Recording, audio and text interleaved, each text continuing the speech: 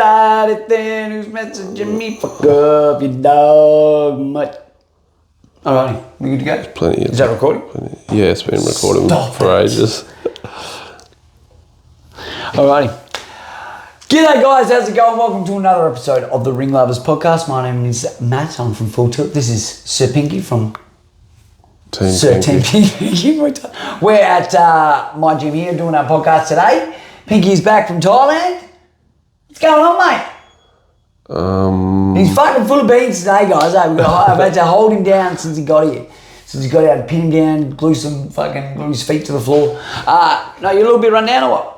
Yeah. I suppose it's like anything, eh? Every time you go away, even though what I was saying before, because I asked Pinky when he walked in today, I said, how was your trip? And he said, oh, yeah, you know, and it's one of those things where, like I was saying to him, it's more like me if I was to go back to Perth. If I was to go back home, it's just like almost it's like going back home.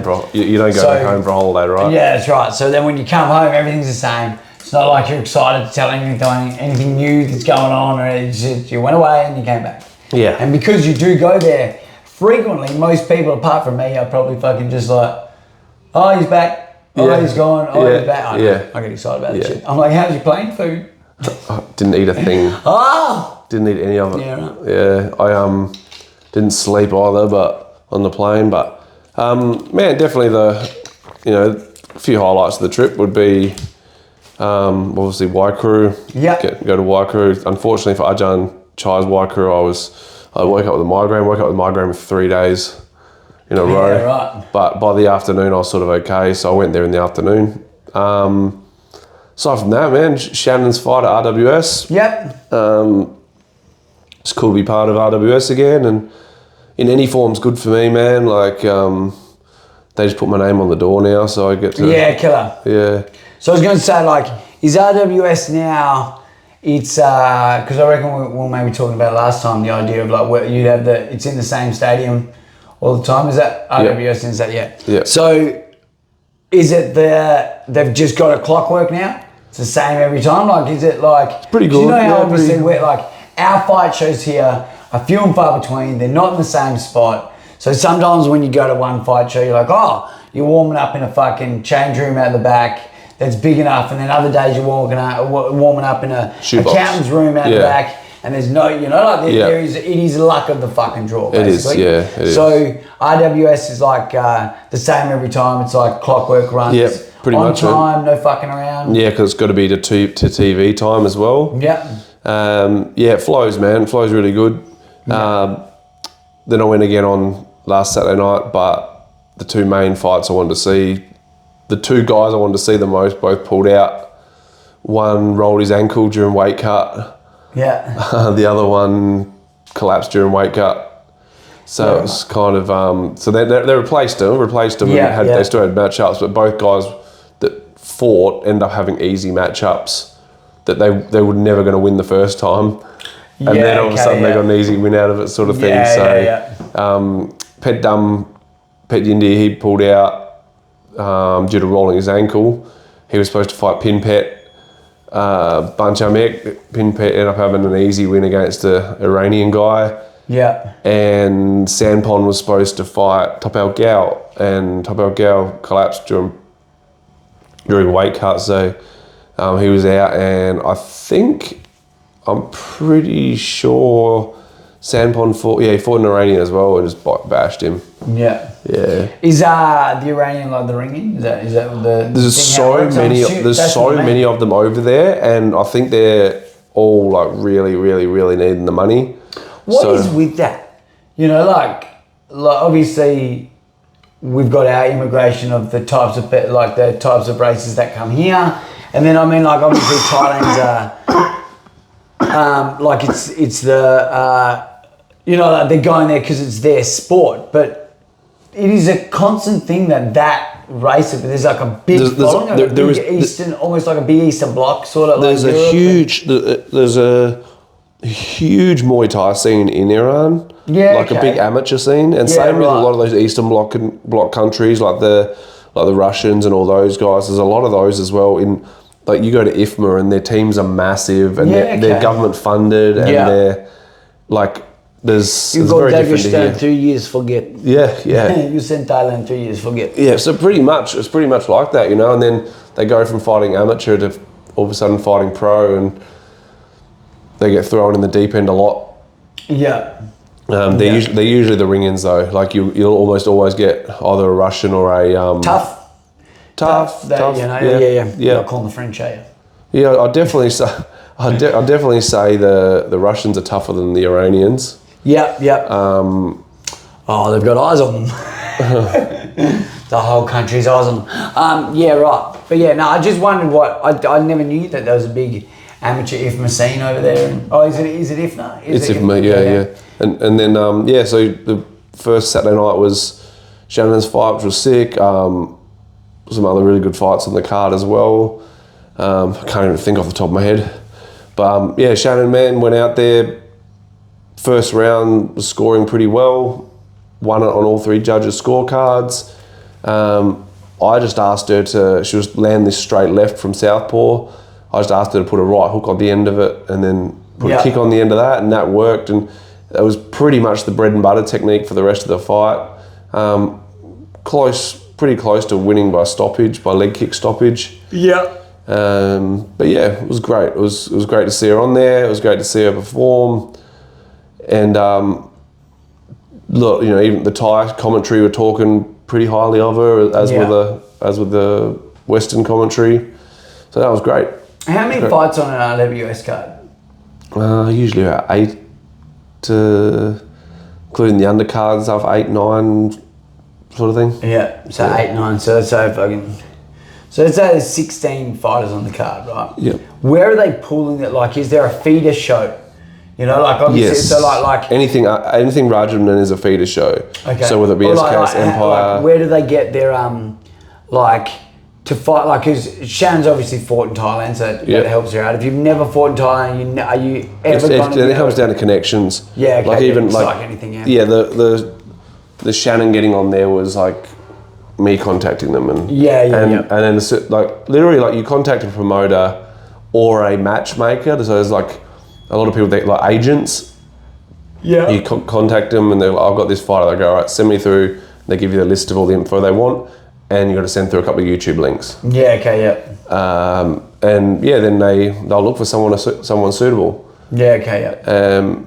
The girl that Shannon fought was actually originally from Monopgym, but she's because of this, it's smoky season up there where they do all the burn offs. Yeah. Like all the farm burn offs in Burma and stuff. Yeah. She'd taken off down to Hua Hin and was at Sitjalpa instead.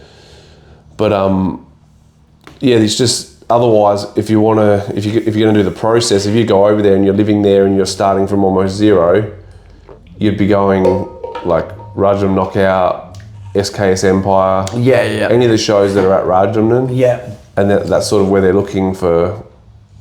It's kind of where they go to for. We need a replacement. Yeah. Okay. Right. So and so fought on Rajam Knockout 3 weeks ago. Because I think it's 3 weeks. You can't fight in Rajam more often than 3 weeks apart. Okay. Is that their rule? That's their rule. Yeah. Okay. And is that like across the board? You can't. It used to be once a month. In the big stadiums, it used to be once a month. I'm not sure whether. But it's not under certain promotion. It's under it's like it's a venue thing. It's actually a government thing. Okay. Like the sports authority. Okay. Yeah. Yep. Cool. So I just thought it was interesting to know the pathways of Thai. Almost like we're talking about the pathways of Australian Muay Thai, like going to Muay Vic and that sort of thing, and to get you to Rebellion and stuff like that. And obviously Rebellion gets you the next step up internationally and stuff like that. So they're the. So I suppose if you're going to Thailand, you're looking to start pro. That's how you're doing it. You're going there, you're getting in the gym, you're trying to get on them little knockout shows. And you go to the gym that goes to that. It's hooked up with Rajamnan. So then you're doing they're putting you in for knockout. Like you can have your first fight ever on knockout. You don't know what you're getting though. It is a lotto. Like Jason's opponent that he fought on Rajamnan has fought Yusuf Boganam. He's fought I think Josh. No, he fought fucking Joe Ryan Yeah, okay, right. Yeah. So like he's fought big names and stuff. Yeah. Like he was actually a bit of a scalp. If Jason had beaten him like he should have, it was a bit of a scalp, you know. Yeah, okay, yeah. So yeah. Yeah, Roger. Yeah. But yeah, coming back's good, man. Good to be back. It's just come back with that same cough I came back with last year. Fuck yeah, boy. It sucks, man. I don't know. I don't get it. I don't know, man. It's the government. Honestly, I do burn the candle at both ends a little bit when I'm over there, but it's exactly the same as last time. Yeah. Exactly the same, yeah. Well, let's hope you get better. Yeah, the last one, I was still coughing 4 months later. Yeah, you were, eh? Is that little fucking... It never really went away. Dry like that, dry hair. Yeah. Oh, no. So I'm still at the stage where I just fucking want to sleep. Yeah. What have you got planned the rest of the day?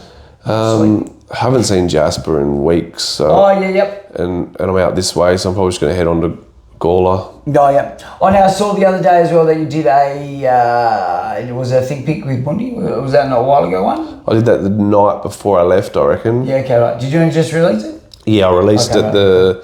So I'm not going last crazy. Thursday. Like I've seen it. So as I wasn't out on the internet for ages, and I was like, yeah, but hey, that podcast. You're like, can't I did that ages ago. Yeah, it was, I'm pretty sure it was the night before I left. Yeah, cool. And then, yeah, he's coming back again. He's got some ideas for a film that he wants to do. Yeah, so we've been talking about this for a few months now, like discussing, kind of thing. Yeah, kind of thing. I'm looking forward to starting that project as well. Yeah. Do you think like one of the things that came out a couple of years ago, and obviously they did their gear, their range of gear a little while ago, was the Warrior of the Mongkong guy? Yep. That series, I think everyone agrees, was pretty fucking... Did you enjoy the series? I really did, yeah. I really like both those series. Yep. They were one of those things... I used to watch it the week of my fight. Like, yeah, cool. My weeks of my Muay Thai fights, that was like an episode a day. Because that's how you ended up. That's how you ended up at Rikers, That's right? how I ended up at Rikers. Exactly. Yep.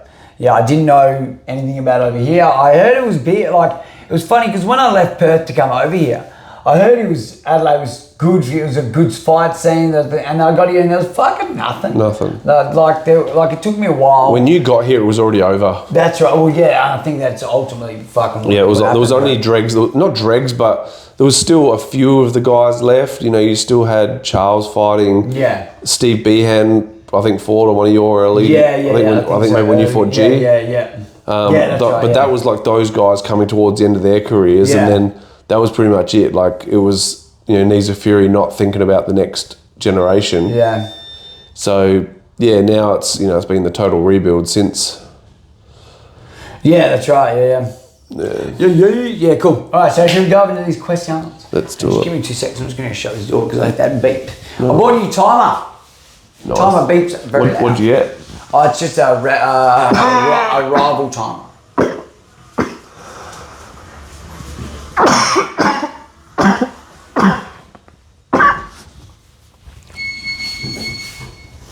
Oh, my darling.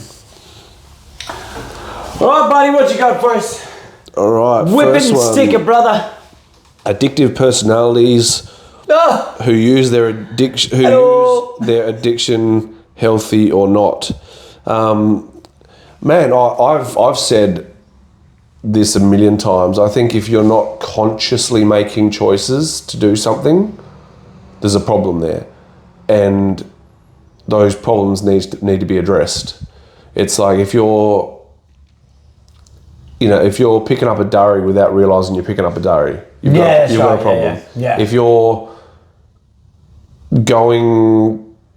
driving the same way to work every day because it's just it's like, I can't go this other direction, I can't go another direction, this is the way I go every day. There's a problem there. If you're not controlling, if you can't change whatever that is, there's a problem there. Yeah, man, I think it's like I'm an addict. I've said it fucking forever. I think you've said it. Would you class yourself an addict? I have an addictive personality. We are I think if you've ever had any sort of, like, I had alcohol abuse in my time, like I will say that I'm a recovering addict. I believe that addiction is a disease, and like it is a choice to whether act on that disease. Like what you're saying, like it wouldn't be hard for me to fall back into old patterns of being a drinker and shit like that. Yeah. Because I know that that's in my personality to do that. But all it is like, instead of saying, I saw a good one the other day, instead of saying like, no, I don't do that anymore, I just say, no, I don't do that today. You know, like, it's just a very simple daily thing of like, because this dude was saying, I think it was it was an actor, no, not an actor, it was a fucking rock star. And he was going like, you can't tell me not to have it, because then I'll fucking want it. Yeah. You know, but if you tell me I can have it whenever I want, then I probably won't want it, because it's like, oh yeah, it's there. But yeah. With the addictive personality, or the addiction when it comes to being healthy, I think there's nothing wrong with that, as long as you take that exact thing of it being a healthy addiction. You know what I mean? Like, for example, like there's heaps of, like, I run every day. You know, like, I've got another mate of mine who's doing 27 Ks for 27 days for charity and shit like that. Whoa. But that's, you know, like, there's going to be a time where his body's going to start wearing down and your addiction becomes a problem. Yeah. You know, it's the same as everything. Oh man, you can be addicted to, I don't know, looking at the stars. If you stay up all night and fucking look at the stars, you're never going to be able to do the next thing. So I think it's just about everything in moderation. It's the gayest saying around, but it's actually true though. And but also the thing is, if you find yourself a healthy addiction and you then use that healthy time to adjust your mindset, like that's the thing. At the end of the day, you need to adjust your mindset and change to. Would you say you're addicted to fighting? Fighting, nah, because I know that there's an end to it. You know, like, if you look at other things, like, I suppose if you look at a drug addict never sees the end to their fucking they're using. Yep. You know, I know that there's an end to fighting. Yep. Like, I know that there is. You know, like, I know. You know, like, but so I'm not, because I went through a stage where I didn't come back to it after taking some time off because I just wanted to fight again. Yeah. It's like I came back to it because of the need of the use of the healthy addiction to keep me in shape. Yeah. If you know what I mean. So I'm addicted to, I'm not addicted having to a fighting. goal, I'm having a goal to addicted chase. Training. If you know what I mean. Yeah. Like, I don't ever want to. So I've been a fat cunt before too. Yeah. So once you've been I a never fat have dude, until now. So what'd you do, man? I was fat shamed to being vain. You know, Yeah. so Yeah. so it's the best thing ever. Being fat shamed is not a fucking bad thing. It gets you in shape. It's probably the best thing ever. Like, banter is not a bad fucking thing. No. You know, like, I mean, the thing is, it's like anything. Like, if something's hitting you in the heart when someone says something, probably true. then it's true. Yeah. It's like, it's funny because I heard someone. I love hearing people talking about me. Like, I think it's hilarious. Yeah. And someone talking about me being opinionated and stuff. And it's funny how these people that are think I'm opinionated, my opinions are about them. Yeah, You know of what I course. mean? Like, it's I think it's fucking hilarious because they're the people that I am bitching about. I suppose on the flip side though, if they were like, so does their opinion of you bug you? Oh, not at all. Doesn't bug you? I think it's fucking hilarious. The thing is, I am not insecure at all. No, and that's the difference because clearly they are, because whatever I'm saying is bothering them. Yeah. Like, man, if I sat here, you can disagree, and it not bug you. Oh man, you know, there's that, like, man, fucking, we disagree on things. We disagree on a lot of things. A heap of things. Me and Kieran, we talk about it all the time. We are so different. Yeah. But he's still a dear friend.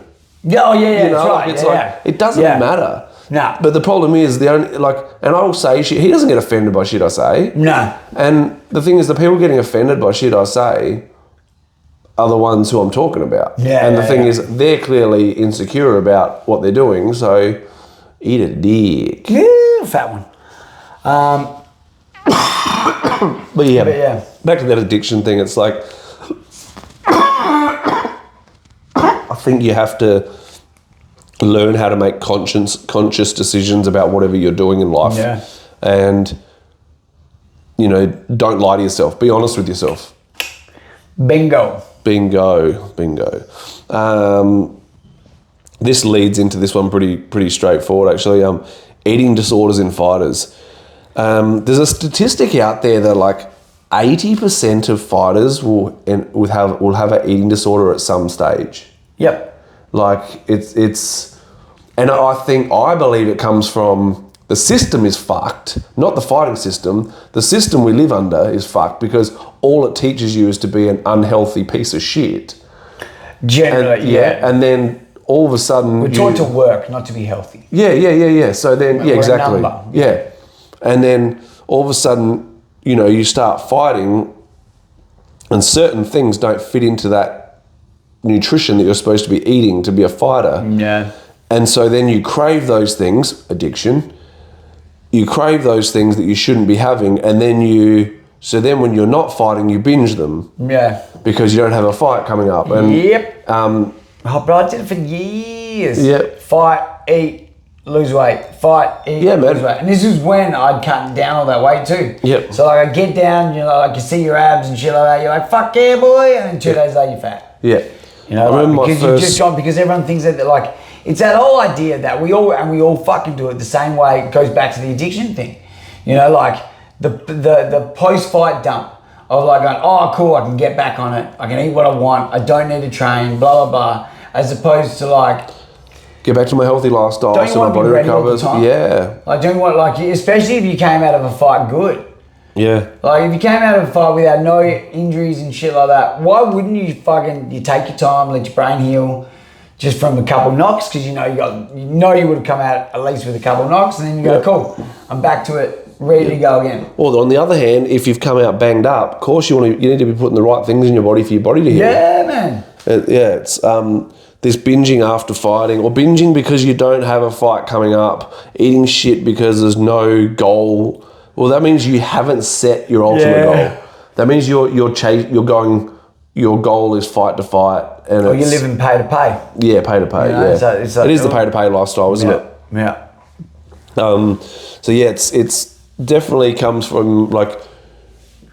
It's also like that saying where the faster you lose weight, the less likely you are to keep it off, because you need to make healthy lifestyle changes that then you can live with for the rest of your life. Yeah. Like, and I say to my guys, have one thing a week, one of those things that you shouldn't be having, have it once a week, just so, like, and then plan it. Okay, this week I'm going to have this. This week I'm going to have that. And then aside from that, man, be eating healthy so your body recovers. I missed that show. Yeah, it was so good. As big as it wouldn't be allowed now because No, of course not. You can't lose that much weight in that. But also, you're not allowed to fat shame. Yeah. You're not allowed to fat shame. And also, the commando and that chick are now fucking banging each other. Were they? Yeah, No. Oh, bro, there was fucking all sorts of scandals in the Biggest Loser.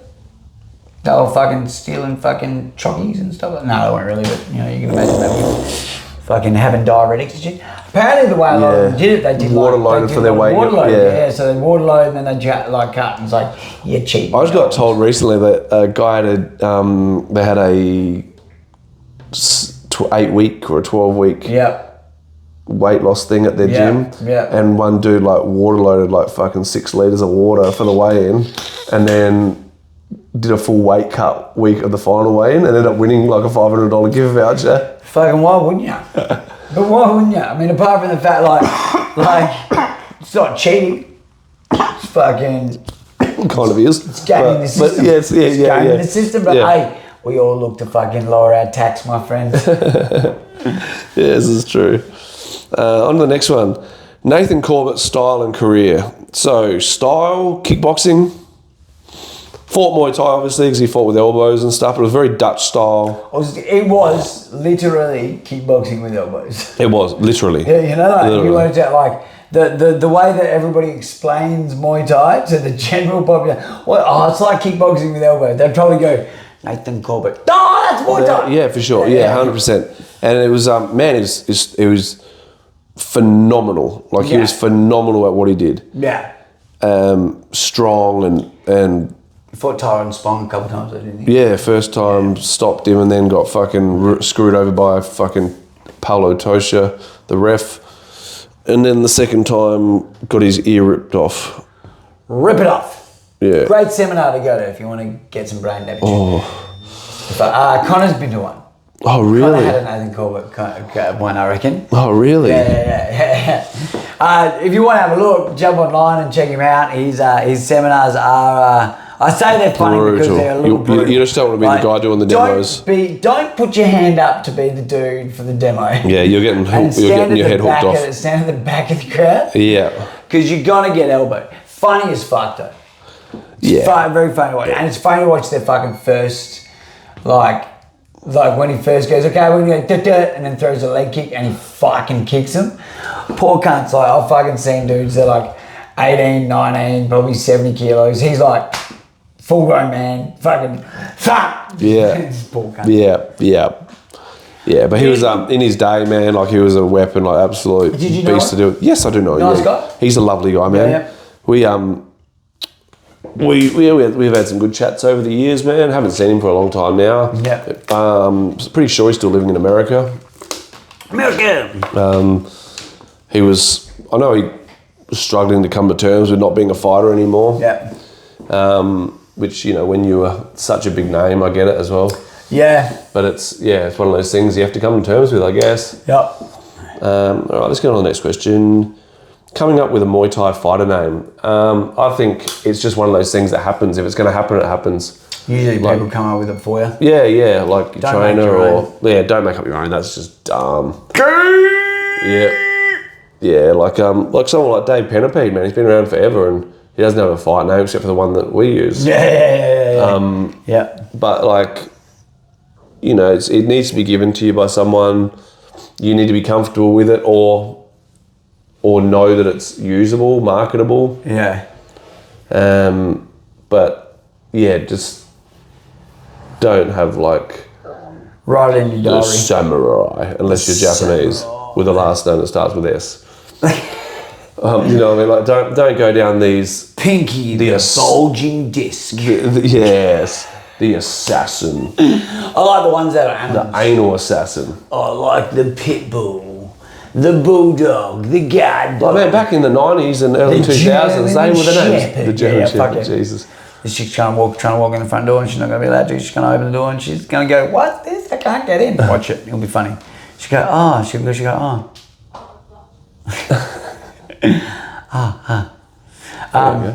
But finals, they're funny though. They're good. Yeah. Some of them are good. Some of them are good. I had 50 Shades come about. His first ever training session, he was doing sit-ups and he was using his head to pull his body up and his neck was hurting. So he started holding his neck like this. And I was like, 50 Shades of Grey, good boy. First ever session, bro. And then it was 50 Shades of Grey and then it was just 50 Shades. And yeah. I don't know if we've had many along the way. I used to, I don't know why, when old school fucking memories pop up on stuff, I don't know why, at one point I called Ricky Bubbles. It's fucking, I can't remember why I can't remember why I fucking did that. Bubbles, I think because she was bubbly though, right? Yeah. Bubbly personality. Yeah, she's just the bloke.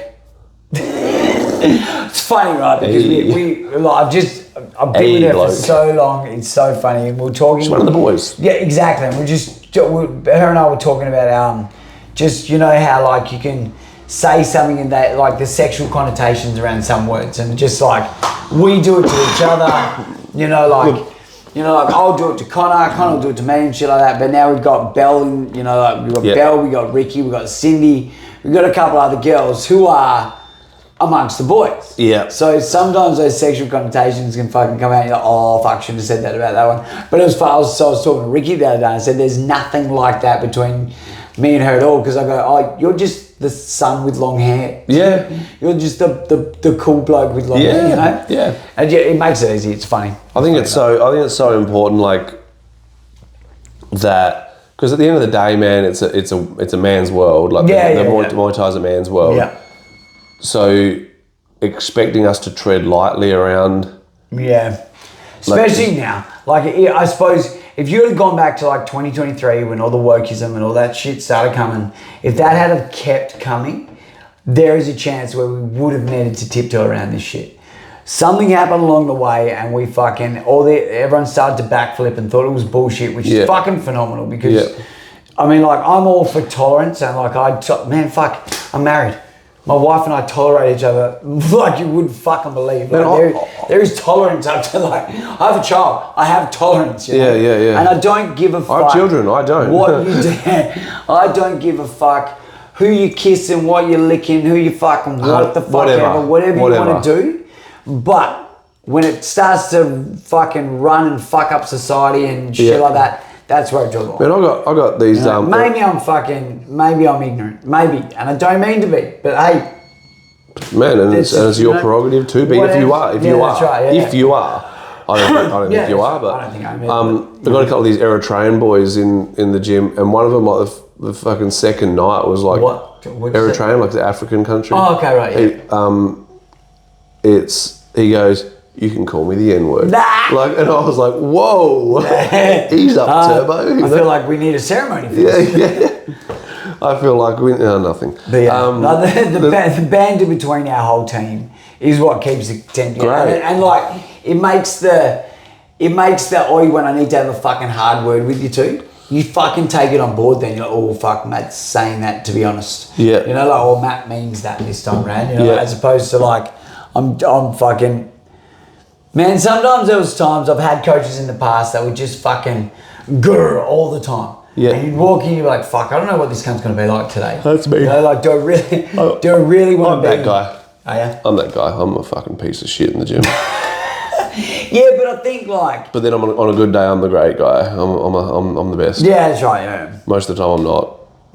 Oh, well. Just over you all. Yeah. I found it hard to train not knowing the environment that I was walking into. Yeah. Steve Waldron was the happiest fucking dude around.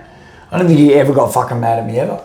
Yeah. And I lost many fights. No, but like, yeah, he was just a really good dude. Cool. And like, you always knew you were in the right place. He very simple. Like, I think I take a lot of my coaching mannerisms from him. You know, like, as in like fight day, it was jokey. Yeah. It's like as bad enough as it is. We're gonna fucking about to go to fucking town on each other. Let's make it fun before we do that. You know? Like, cool. Focus when you got to, and then you fight. And then after, nice. It's like, cool, love you, bro. Let's fight next one or whatever. You know, don't dwell on it too long. But What else we got there, sir? That looks like a goddamn essay.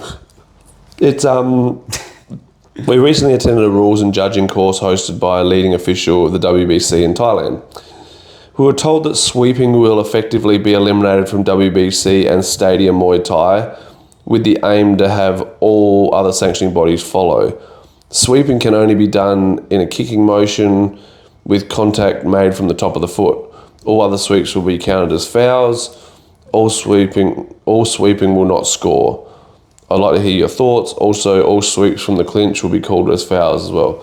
Yeah. I don't think there's a problem with it, because I've always taught my guys that to sweep, you use the front of the foot anyway. Yeah. Which is not really a sweep, it's kicking their leg out. Yeah, that's right, yeah. So if you're catching a kick, boom, you're booting with the front of your leg. Yeah. You're not using the side, you're not using even when, you know, someone's stepping into the clinch and before their leg hits the ground, you've taken it sideways, man, use the top of your foot. I actually don't think it's that big a change. I think there's a lot more people that don't really understand how to do it anyway. Yeah. Because like when you in Stadium Muay Thai, someone falling over is like a big thing for you. Like if they fall over, then it's good for your scoring, you know. But in everywhere else, WBC, whatever, when you catch a kick, you've worn that kick, they've scored. Yeah. Then you boot their leg out from under them, you've got the score back, you've evened that up. Yeah. Like it's not them hitting the ground that's the problem. That's demoralising for them. Yeah. It's been that for a while where... So that sequence you'd look at like nobody scored? Yeah, pretty much. Catch the kick, he scored. Catch the sweep, he scored. Just one person's going to be a little bit more hurt in the heart than the other one. Yeah. Yeah. So it's actually not that big a change. It's actually how I've been teaching it for probably the last 3 years, due to discussions I'd had with officials, where it was like, that was, okay, to score, you've actually got to kick their leg out. Yeah. Okay, so I'm not going to be, why am I going to, like, I knew sweeps weren't scoring anyway, but them hitting the ground doesn't score. Yeah. Not here, not in like, you know, lock away round Muay Thai. But yeah, I guess it is what it is, right? Like it doesn't bother me none. It doesn't bother me at all from what I teach anyway. Here's a hypothetical for you, which may be dumb in a moment. So let's say every time you kick, I've caught it. Yep. Every time I've caught it, I've swept you. Yep. The whole fight. Nothing, so are they then going to look back and go, oh, but like look at the side of his body, there's damage on the side of his body? Probably. Yeah, so that's how that's where you look at the damage. So like, even if you go, so I suppose I'm just trying to think of like, how can you be better at that? You know, if you're kicking, because I get dudes say it all the time. They're like, I keep getting my kick caught. I'm like, well, you got to kick quicker or pull your leg out quicker, but if they can't, the idea is to fucking wing that kick then, just fucking wing do the it. damage So with it's it. like, do the damage with it. So even if you did get swept when they stand up at the end of the fight, or at the end of that round, they're going to look and go, oh, his body's all fucked up. Yes, very much so. Yeah, sweet. Just thinking like a weight, because I get asked that all the time. My kick keeps getting fucking caught, and I'm like, well, obviously one, not kicking hard enough, two, not kicking or quit, And the other option is with that is get closer, aim higher, so you go across their arm, or aim that little bit lower and hit them in the hip. Yeah, okay. Yeah, aim at their like belt, like their shorts. Oh, okay, yeah, because then they're probably going to lean to try and catch you. Yeah. I'm with ya. Yeah. So we'll do one more question and then we'll leave the rest for the next one. So we've got some in the bank. Could you run through some of your favourite suck yunt designs, placements you've done, or any other common misconceptions foreigners have about the application, the process? They keep sending me these questions. So you want to take over this one? Yeah, the sack yant. I could not stop laughing every time Bundy said sack yarn, because I was there like, I get in trouble with that, and then every time, and like, because he's so like, like the sack yant, and I'm like, that is fucking, I almost saw your brain. So here's your lesson. Flipping over in your brain every time he said it. I'm like, oh, it's like, okay. Yeah, a bit of a cringe. It was like biting a lemon, Yeah. Suck yarns. Suck yunt. Yeah. I've done that better since you pulled me up on that. Nice. But yeah, go for it. So I would say I love doing back stuff. Just because it's an easy platform, it's like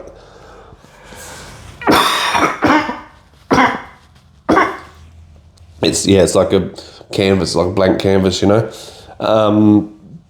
Heads are good to do as well, because there's not much movement. Dunk, dunk, dunk, dunk, dunk. Pretty easy to do. CT at the end of your second yarn.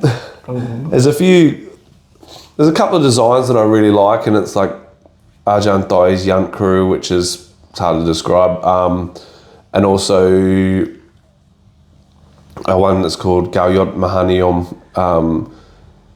It's a different style of the 9 spires at the top. Probably two of my favourite ones to do. Misconceptions, definitely it's not a Muay Thai thing. It's not as my pet hate is when people go, oh, how many fights do I have to get a suck yunt? 11. Yeah, 70,000. I would say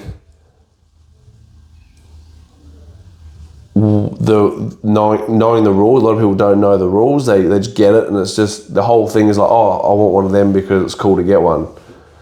I'm not even going to tell. Like, this is my thing. I'm not telling you the rules. Do some research. Yeah. You literally do research for 5 minutes, and you would find out what the do's and don'ts are, and you'll find 1,000,001 different options, but there's 7 main ones, and it's pretty simple to find them. Pretty simple to find. And this is that thing. Okay, come to me. You want to get sucked yarn? Okay, come to me. But do some research first. Yeah. Find out some stuff for yourself. Like, don't come and go, oh, my first sucked yarn. Okay, why do you want it? Most people don't even have the answer to that. Yeah. Other than it looks cool. Plenty of fucking podcasts about it. I'm pretty certain we did one on it a while ago about the meaning of it and how you do it. look back into your go back. backlog. If you go back into my YouTube, I did a couple of videos a few years ago about it. But yeah, it's one of those things that's like there's so much information out there about it. Man, jump on Ajahn Matt's Instagram. You can scroll through there and he's got information after information after information. He puts it into English better than I do anyway. I learnt it all in Thai. I struggle with the translation stuff. Yeah. But yeah, definitely do some research before you think about getting one. Yeah. That brings us to the end of this episode, doesn't it? Certainly does. Wonderful. So this episode out on Monday, as per fucking usual, we will have send us in more questions ready for next week. We've got a couple backed up. Yeah. What's our next fight show that we got? We got Valley this weekend. So when you listen to this, we would have had Valley on the weekend. Your fight. You got anyone? Josh's fight. No, I'm ring announcing. Oh, on Valley. Yeah. Fuck yeah, killer. I've got 2. I had 3 and now I've got 2. Got young Kai. Yeah, I saw that. He's 14. Yep. So he's going up a little bit in weight, and that's all right. Yep. And then we got Belle, and Belle's fighting. She's she's had a fucking rough lead up with injuries. This fucking girl. I can say it now because it comes out of Who's she fighting? Someone from Strong Heart. Yeah, she's fighting Lena. That's the one. Yeah. She's a good egg, man. She was the one who got kicked out of her previous gym for being a little bit impolite in the ring. One. And then moved to Strong Heart, and she's been, man, huge improvement since being at Strong Heart as well. So sweet. She just loves it. Yeah. She just loves it. And wants to be part of it all, you know. Cool.